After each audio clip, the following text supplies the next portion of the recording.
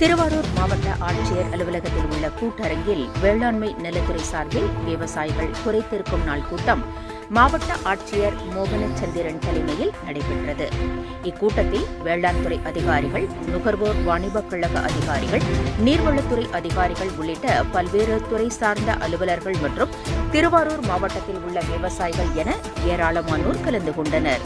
தொடர்ந்து மேட்டூர் அணை திறந்துவிடும் அறிவிப்பிற்கு தமிழ்நாடு அரசுக்கு விவசாயிகள் நன்றி தெரிவித்தனர். இந்த குறைதீர்க்கும் நாள் கூட்டத்தில் விவசாயிகள் மாவட்ட ஆட்சியர் முன்பு தமிழக அரசுக்கு தெரிவிக்க கோரி பல்வேறு கோரிக்கைகளை வலியுறுத்தி கோஷமிட்டு ஆர்ப்பாட்டம் நடத்தினர்.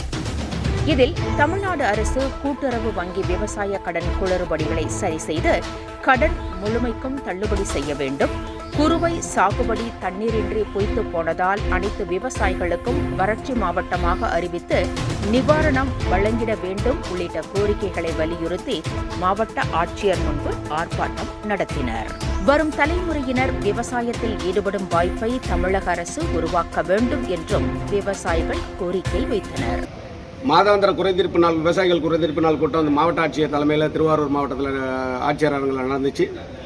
அது வந்தோடனே தொடர்ந்து முதலமைச்சர் கடன் தள்ளுபடி பண்ணிடுவாருங்கிற ஒரு நம்பிக்கையில் இருந்துட்டு இருந்தோம்.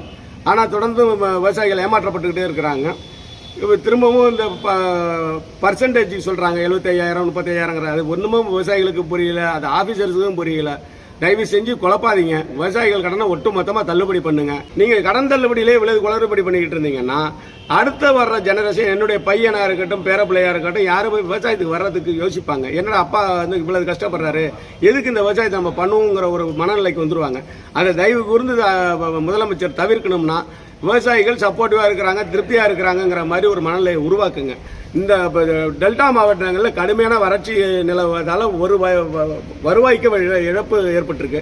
அதை வறட்சி மாவட்டமாக அனைத்தையும் அறிவிக்கணும். நாங்கள் திருவாரூர் மாவட்டம்னு குறிப்பிட்டு இந்த மாவட்டத்தில் போராடுறோங்கிறதுக்காக பாக்கி நாகப்பட்டினம், தஞ்சாவூர் போகணும் அமோகமாக இருக்குன்னு அர்த்தம் இல்லைங்க.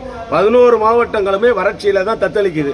அதை உணர்ந்து அனைத்து மாவட்டங்கள்லேயும் வறட்சி நிவாரணத்தை அறிவிப்பதற்கான முன்னெடுப்பை அரசு அதிகாரிகளை கணக்கெடுக்க சொல்லி அந்த அடுத்த கட்டத்துக்கு போகணுங்க. இது அடுத்தது டேம் திறக்க போறாங்கிறீங்க. மேட்டூர் டேம் திறக்கிறது கண்டிப்பாக வரவேற்கத்தக்க விஷயம், அதில் ஒன்றும் மாற்று கருத்தே கிடையாது. இப்போ இன்னொன்று குறிப்பாக ஒன்று சொல்லணும்னா, இப்போ நேபாளில் அப்போ நிலச்சரிவு அது இதுன்னு பார்த்தா பெரும் வெள்ளம் ஏற்பட்டு ஒட்டு மொத்தமாக அழிக்கப்படுது. அப்போ உணவுக்கு அவங்க எங்கே போவாங்க? உணவுங்கிறது அத்தியாவசியம். தண்ணீரும் காற்றும் உணவும் இல்லைன்னா மனுஷன் வாழ்வதற்கான வாய்ப்புகளே கிடையாதுங்கிறது இயற்கை. அப்போ இப்போ நாங்கள் பண்ணுற சாகுபடி, நம்ம உற்பத்தி பண்ணுற நெல் தமிழகத்திலேருந்து கூட நேபாளுக்கு போகிறதுக்கான வாய்ப்புகள் இருக்குது.